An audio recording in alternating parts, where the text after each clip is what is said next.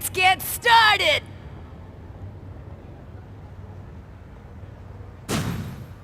As you can see, the village is swarming with enemy ninja.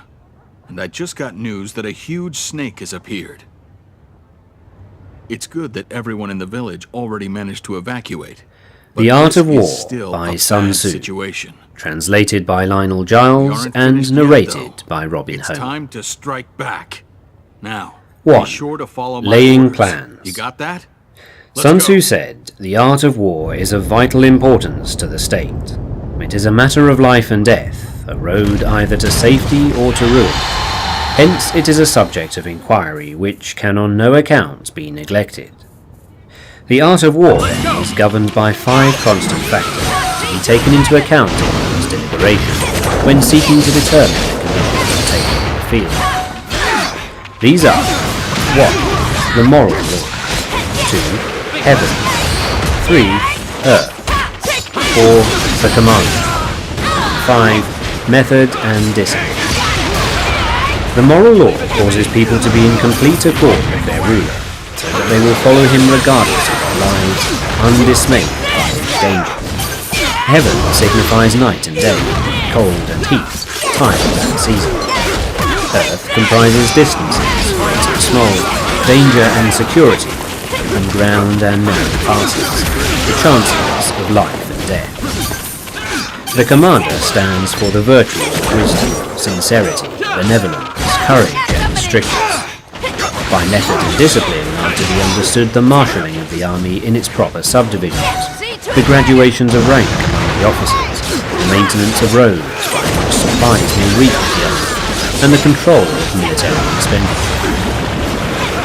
These 5 heads should be familiar to every general. Who knows them will be victorious. Who knows them not will fail. Therefore, your deliberations, when seeking to determine the military conditions, let them be made the basis of a comparison in this wise. 1. Which of the 2 sovereigns is imbued with the moral law? 2. Which of the 2 generals has most ability? 3. With whom lie the advantages derived from heaven and earth? 4. On which side is discipline most rigorously enforced? 5. Which army is stronger? 6. On which side are officers and men more highly trained? And 7. In which army is there the greater constancy both in reward and punishment? By means of these 7 considerations, I can forecast victory or defeat. The general that hearkens to my counsel and acts upon it will conquer. Let such a one be retained in command. The general that hearkens not to my counsel, nor acts upon it, will suffer defeat. Let such a one be dismissed. While heeding the profit of my counsel, avail yourself also of any helpful circumstances over and beyond the ordinary rules. According as circumstances are favourable, one should modify one's plan. All warfare is based on deception. Hence, when able to attack, we must seem unable. When using our forces, we must seem inactive. When we are near, we must make the enemy believe we are far away. When far away, we must make him believe we are near. Hold out baits to entice the enemy. Feign disorder and crush him. Looks like the enemy If he is started secure retreat. at all points, be prepared for him. We managed to If he protect is the in village. superior Thank strength, you. evade him. If your opponent is of choleric temper, seek to irritate him. Pretend to be weak, that he may grow arrogant. If he is taking his ease, give him no rest. If his forces are united, separate them. Attack him where he is unprepared, appear where you are not expected. These military devices leading to victory must not be divulged beforehand. Now, the general who wins a battle makes many calculations in his temple ere the battle is fought. The general who loses a battle makes but few calculations beforehand. Thus do many calculations lead to victory and few calculations to defeat. How much more, no calculation at all. It is by attention to this point that I can foresee who is likely to win or lose. 2. Waging war. Sun Tzu said, "In the operations of war, where there are in the field 1,000 swift chariots, as many heavy chariots, and 100,000 mail-clad soldiers, with provisions enough to carry them 1,000 li, the expenditure at home and at the front, including entertainment of guests, small items such as glue and paint, and some spent on chariots and armour, will reach the total of 1,000 ounces of silver per day. Such is the cost of raising an army of 100,000 men." When you engage in actual fighting, if victory is long in coming, the men's weapons will grow dull and their ardour will be damped. If you lay siege to a town, you will exhaust your strength. Again, if the campaign is protracted, the resources of the state will not be equal to the strain. Now, when your weapons are dulled, your ardour damped, your strength exhausted, and your treasure spent, other chieftains will spring up to take advantage of your extremity. Then no man, however wise, will be able to avert the consequences that must ensue. Thus, though we have heard of stupid haste in war, cleverness has never been associated with long delays. There is no instance of a country having benefited from prolonged warfare. It is only one who is thoroughly acquainted with the evils of war that can thoroughly understand the profitable way of carrying it on. The skillful soldier does not raise a second levy, neither are his supply wagons loaded more than twice. Bring war material with you from home, but forage on the enemy. Thus the army will have food enough for its needs. Poverty of the state exchequer causes an army to be maintained by contributions from a distance. Contributing to maintain an army at a distance causes the people to be impoverished. On the other hand, the proximity of an army causes prices to go up, and high prices cause the people's substance to be drained away. When their substance is drained away, the peasantry will be afflicted by heavy exactions. With this loss of substance and exhaustion of strength, the homes of the people will be stripped bare, and 3/10 of their income will be dissipated, while government expenses for broken chariots, worn-out horses, breastplates and helmets, bows and arrows, spears and shields, protective mantles, draft oxen and heavy wagons will amount to 4/10 of its total revenue. Hence, a wise general makes a point of foraging on the enemy. 1 cartload of the enemy's provisions is equivalent to 20 of one's own, and likewise a single picule of his provender is equivalent to 20 from one's own store. Now, in order to kill the enemy, our men must be roused to anger. That there may be advantage from defeating the enemy, they must have their rewards. Therefore, in chariot fighting, when 10 or more chariots have been taken, those should be rewarded who took the first. Our own flags should be substituted for those of the enemy, and the chariots mingled and used in conjunction with ours. The captured soldiers should be kindly treated and kept. This is called using the conquered foe to augment one's own strength. In war, then, let your great object be victory, not lengthy campaigns. Thus it may be known that the leader of armies is the arbiter of the people's fate, the man on whom it depends whether the nation shall be in peace or in peril. 3. Attack by stratagem. Sun Tzu said, "In the practical art of war, the best thing of all is to take the enemy's country whole and intact. To shatter and destroy it is not so good. So too it is better to recapture an army entire than to destroy it, to capture a regiment, a detachment, or a company entire than to destroy them.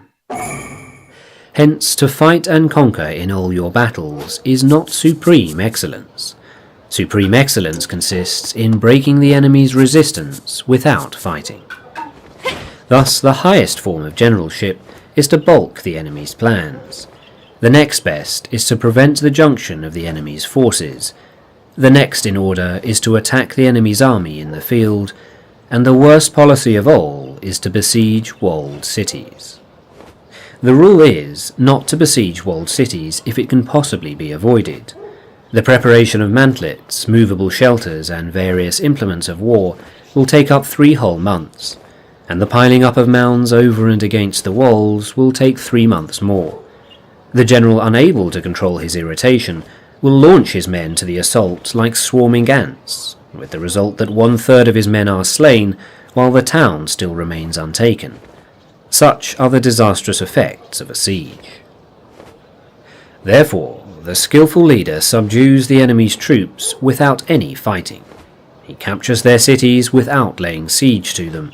He overthrows their kingdom without lengthy operations in the field. With his forces intact, he will dispute the mastery of the empire, and thus, without losing a man, his triumph will be complete. This is the method of attacking by stratagem. It is the rule in war, if our forces are 10 to the enemy's 1, to surround him; if 5 to 1, to attack him; if twice as numerous, to divide our army into 2. If equally matched, we can offer battle. If slightly inferior in numbers, we can avoid the enemy. If quite unequal in every way, we can flee from him. Hence, though an obstinate fight can be made by a small force, in the end it must be captured by the larger force. Now the general is the bulwark of the state. If the bulwark is complete at all points, the state will be strong. If the bulwark is defective, the state will be weak. There are 3 ways in which a ruler can bring misfortune upon his army. 1. By commanding the army to advance or to retreat, being ignorant of the fact that it cannot obey. This is called hobbling the army. 2. By attempting to govern an army in the same way as he administers a kingdom, being ignorant of the conditions which obtain in an army. This causes restlessness in the soldiers' minds. 3. By employing the officers in his army without discrimination, through ignorance of the military principle of adaptation to circumstances. This shakes the confidence of the soldiers. But when the army is restless and distrustful, trouble is sure to come from the other feudal princes. This is simply bringing anarchy into the army and flinging victory away. Thus we may know that there are 5 essentials for victory. 1. He will win who knows when to fight and when not to fight. 2. He will win who knows how to handle both superior and inferior forces. 3. He will win whose army is animated by the same spirit throughout all its ranks. 4. He will win who, prepared himself, waits to take the enemy unprepared. And 5. He will win who has military capacity and is not interfered with by the sovereign. Hence the saying, if you know the enemy and know yourself, you need not fear the result of 100 battles. If you know yourself but not the enemy, for every victory gained you will also suffer a defeat. If you know neither the enemy nor yourself, you will succumb in every battle. 4. Tactical dispositions. Sun Tzu said, "The good fighters of old first put themselves beyond the possibility of defeat, and then waited for an opportunity of defeating the enemy." To secure ourselves against defeat lies in our own hands, but the opportunity of defeating the enemy is provided by the enemy himself. Thus the good fighter is able to secure himself against defeat, but cannot make certain of defeating the enemy. Hence the saying, one may know how to conquer without being able to do it. Security against defeat implies defensive tactics. Ability to defeat the enemy means taking the offensive. Standing on the defensive indicates insufficient strength, attacking a superabundance of strength. The general who is skilled in defense hides in the most secret recesses of the earth. He who is skilled in attack flashes forth from the topmost heights of heaven. Thus, on the one hand, we have ability to protect ourselves, on the other, a victory that is complete. To see victory only when it is within the ken of the common herd is not the acme of excellence. Neither is it the acme of excellence if you fight and conquer and the whole empire says, "Well done." To lift an autumn hare is no sign of great strength. To see the sun and moon is no sign of sharp sight. To hear the noise of thunder is no sign of a quick ear. What the ancients called a clever fighter is one who not only wins, but excels in winning with ease. Hence his victories bring him neither reputation for wisdom nor credit for courage. He wins his battles by making no mistakes. Making no mistakes is what establishes the certainty of victory, for it means conquering an enemy that is already defeated. Hence the skillful fighter puts himself into a position which makes defeat impossible, and does not miss the moment for defeating the enemy. Thus it is that in war the victorious strategist only seeks battle after the victory has been won, whereas he who is destined to defeat first fights and afterwards looks for victory. The consummate leader cultivates the moral law, and strictly adheres to method and discipline. Thus it is in his power to control success. In respect of military method, we have firstly measurement, secondly estimation of quantity, thirdly calculation, fourthly balancing of chances, fifthly victory. Measurement owes its existence to earth, estimation of quantity to measurement, calculation to estimation of quantity, balancing of chances to calculation, and victory to balancing of chances. A victorious army opposed to a routed one is a pound's weight placed in the scale against a single grain. The onrush of a conquering force is like the bursting of pent-up waters into a chasm 1,000 fathoms deep. 5. Energy. Sun Tzu said, "The control of a large force is the same principle as the control of a few men. It is merely a question of dividing up their numbers. Fighting with a large army under your command is nowise different from fighting with a small one. It is merely a question of instituting signs and signals. To ensure that your whole host may withstand the brunt of the enemy's attack and remain unshaken, this is effected by maneuvers, direct and indirect.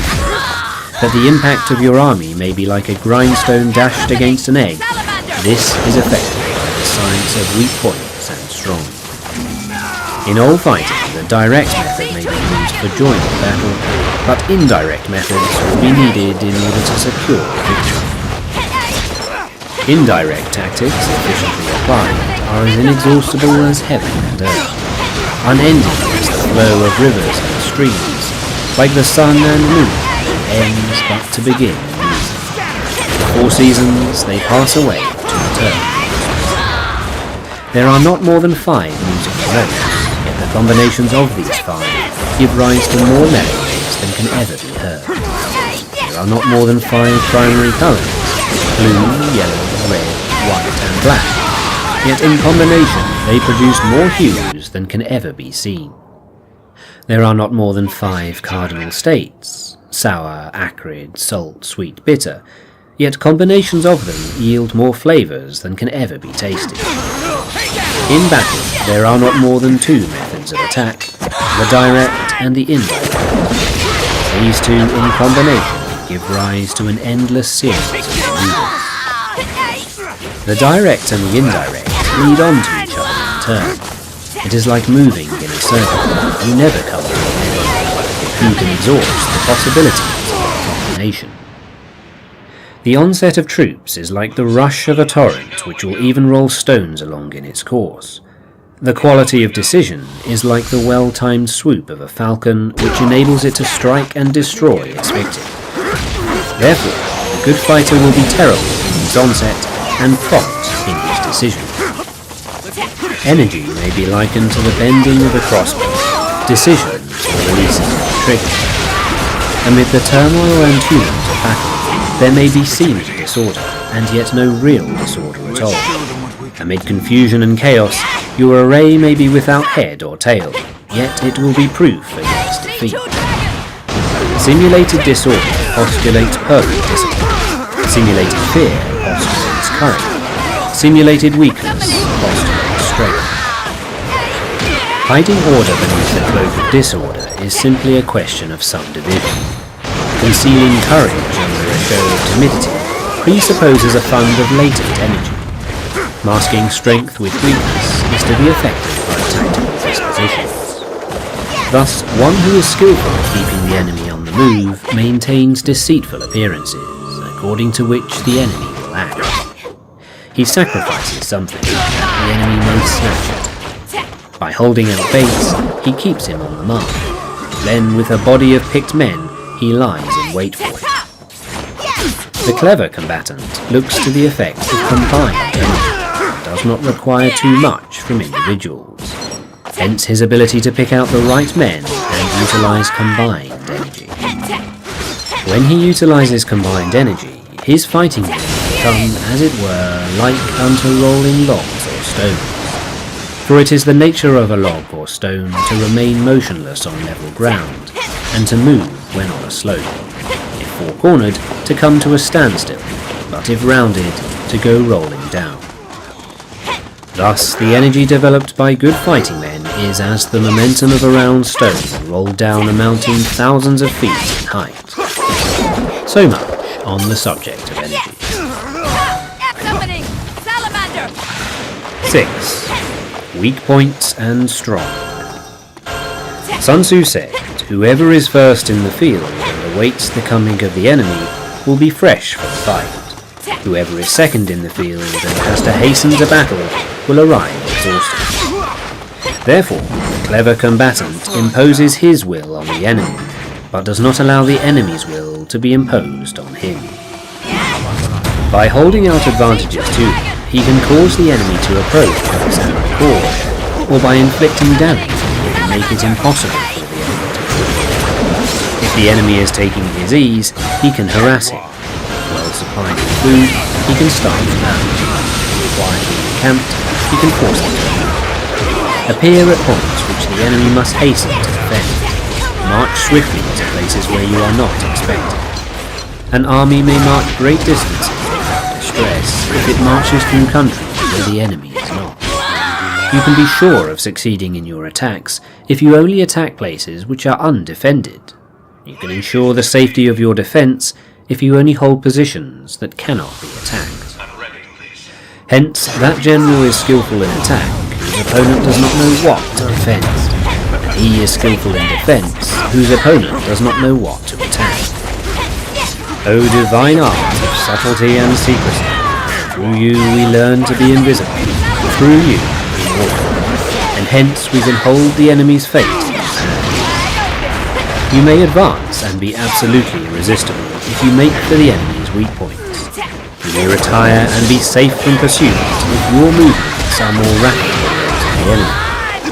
If we wish to fight, the enemy can be forced to engagement even though he be sheltered behind a high rampart and a deep ditch. All we need to do is attack some other place, and he will be obliged to relieve. If we do not wish to fight, we can prevent the enemy from engaging us even though the lines of our encampment be merely traced out on the ground. All we need to do is throw something odd and unaccountable in his way. By discovering the enemy's dispositions and remaining invisible ourselves, we can keep our forces concentrated while the enemy's must be divided.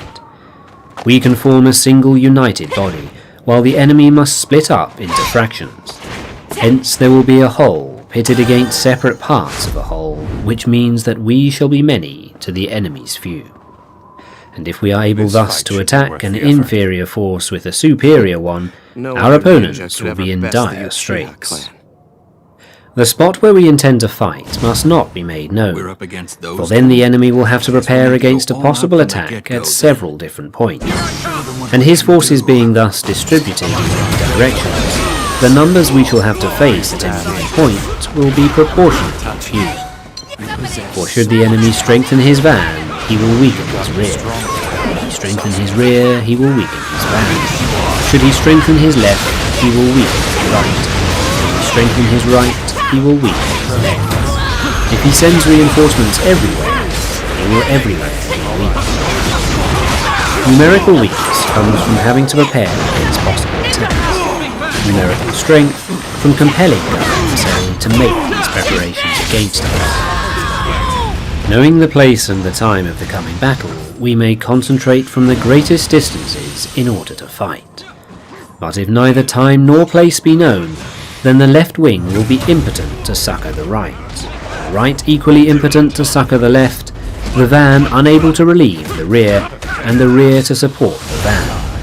How much more so if the furthest portions of the army are anything under 100 li apart, or even the nearest are separated by several li. Though, according to my estimate, the soldiers of Yue exceed our own in number, that shall advantage them nothing in the matter of victory. I say then that victory can be achieved. Though the enemy be stronger in numbers, we may prevent him from fighting. Scheme so as to discover his plans and the likelihood of their success. Rouse him and learn the principle of his activity or inactivity. Force him to reveal himself so as to find out his vulnerable spots. Carefully compare the opposing army with your own, so that you may know where strength is superabundant and where it is deficient. In making tactical dispositions, the highest pitch you can attain is to conceal them. Conceal your dispositions, and you will be safe from the prying of the subtlest spies, from the machinations of the wisest brains. All men can see the tactics whereby I conquer, but what none can see is the strategy out of which victory is evolved. Do not repeat the tactics which have gained you one victory, but let your methods be regulated by infinite variety of circumstances. Military tactics are like unto water. Water in its natural course runs away from high places and hastens downwards. So in war, the way is to avoid what is strong and to strike at what is weak. Water shapes its course according to the nature of the ground over which it flows. The soldier works out his victory in relation to the foe whom he is facing. Therefore, just as water retains no constant shape, so in warfare there are no constant conditions. He who can modify his tactics in relation to his opponent and thereby succeed in winning may be called a heaven-born captain. The five elements, water, fire, wood, metal, earth, are not always equally predominant. The four seasons make way for each other in turn. There are short days and long. The moon has its periods of waning and waxing. 7. Maneuvering. Sun Tzu said, "In war, the general receives his commands from the sovereign. Having collected an army and concentrated his forces, he must blend and harmonize the different elements thereof before pitching his camp. After that comes tactical maneuvering, than which there is nothing more difficult. The difficulty of tactical maneuvering consists in turning the devious into the direct and misfortune into gain. Thus, to take a long and circuitous route, after enticing the enemy out of the way, and those starting after him to contrive to reach the goal before him, shows knowledge of the artifice of deviation. Maneuvering with an army is advantageous. With an undisciplined multitude, most dangerous. If you set a fully equipped army in march in order to snatch an advantage, the chances are that you will be too late. On the other hand, to detach a flying column for the purpose involves the sacrifice of its baggage and stores. Thus, if you order your men to roll up their buff coats and make forced marches without halting day or night, covering double the usual distance at a stretch, doing 100 li in order to wrest an advantage, the leaders of all your 3 divisions will fall into the hands of the enemy. The stronger men will be in front, the jaded ones will fall behind, and on this plan only 1/10 of your army will reach its destination. If you march 50 li in order to outmaneuver the enemy, you will lose the leader of your 1st division, and only half your force will reach the goal. If you march 30 li with the same object, 2/3 of your army will arrive. We may take it then that an army without its baggage train is lost. Without provisions it is lost, without bases of supply it is lost. We cannot enter into alliances until we are acquainted with the designs of our neighbours. We are not fit to lead an army on the march unless we are familiar with the face of the country. its mountains and forests, its pitfalls and precipices, its marshes and swamps. We shall be unable to turn natural advantage to account unless we make use of local guides. In war, practice dissimulation, and you will succeed. Whether to concentrate or divide your troops must be decided by circumstances. Let your rapidity be that of the wind, your compactness that of the forest. In raiding and plundering, be like fire, movability like a mountain. Let your plans be dark and impenetrable as night. When you move, fall like a thunderbolt. When you plunder a countryside, let the spoil be divided amongst your men. When you capture new territory, cut it up into allotments for the benefit of the soldiery. Ponder and deliberate before you make a move. He will conquer who has learnt the artifice of deviation. Such is the art of maneuvering. The Book of Army Management says, "On the field of battle, the spoken word does not carry far. Hence the institution of gongs and drums. Nor can ordinary objects be seen clearly enough. Hence the institution of banners and flags. Gongs and drums, banners and flags are means whereby the ears and eyes of the host may be focused on one particular point. The host thus forming a single united body, it is impossible either for the brave to advance alone or for the cowardly to retreat alone. This is the art of handling large masses of men. In night fighting, then, make such use of signifiers and drums, fighting by day of flags and banners, as a means of influencing the ears and eyes of your army. A whole army may be robbed of its spirit. The commander-in-chief may be robbed of his presence of mind. Now a soldier's spirit is keenest in the morning. By noonday it has begun to flag, and in the evening his mind is bent only on returning to camp. A clever general, therefore, avoids an army when its spirit is keen, but attacks it when it is sluggish and inclined to return. This is the art of studying moods. Disciplined and calm, to await the appearance of disorder and hubbub amongst the enemy. This is the art of retaining self-possession. To be near the goal while the enemy is still far from it, to wait at ease while the enemy is toiling and struggling, to be well fed while the enemy is famished. This is the art of husbanding one's strength.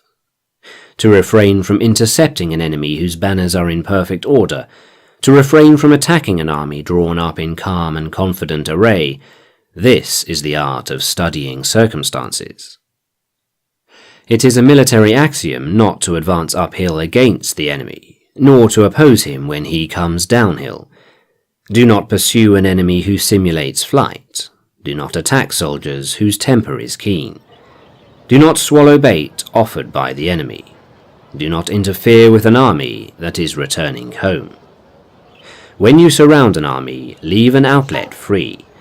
Do not press a desperate foe too hard. Such is the art of warfare. 8. Variation in tactics. Sun Tzu said, "In war, the general receives his commands from the sovereign, collects his army, and concentrates his forces. When in difficult country, do not encamp. In country where high roads intersect, join hands with your allies. Do not linger in dangerously isolated positions. In hemmed-in situations, you must resort to stratagem. In desperate position, you must fight. There are roads which must not be followed, armies which must not be attacked, towns which must not be besieged, positions which must not be contested, commands of the sovereign which must not be obeyed." The general who thoroughly understands the advantages that accompany variation of tactics knows how to handle his troops. The general that does not understand these may be well acquainted with the configuration of the country, yet he will not be able to turn his knowledge to practical account.